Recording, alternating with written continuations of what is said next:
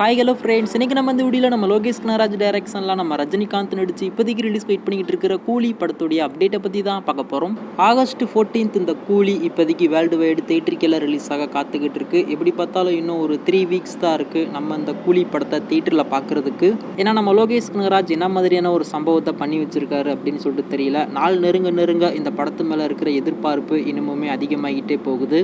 So ஃபைனலாக இன்னைக்கு இந்த கூலி படத்துடைய பவர் ஹவுஸ் அப்படின்ற ஒரு தேர்ட் சிங்கிள் ரிலீஸ் ஆகிருக்கு. ஹைதராபாத்தில் அந்த ஒரு சாங்கை வந்து லான்ச் பண்ணியிருந்திருக்காங்க. எல்லாருமே கண்டிப்பாக இந்நேரம் அந்த சாங்கை வந்து கேட்டு முடிச்சிருப்பீங்க. நம்ம அனிருத்தோடைய ஒரு தரமான ஒரு சம்பவமாக இந்த சாங் வந்து அமைஞ்சிருக்கு. நம்ம லிரிக்கல் வீடியோவை பார்க்கும் போதேவும் இந்த அளவுக்கு சூப்பராக இருக்குது. கண்டிப்பாக இந்த சாங்கை வந்து நம்ம தேட்டரில் பார்க்கும்போது பூம் பிளாஸ்ட்டாக இருக்கும். ஸோ அதில் மட்டும் எந்த ஒரு மாற்றமும் இல்லை.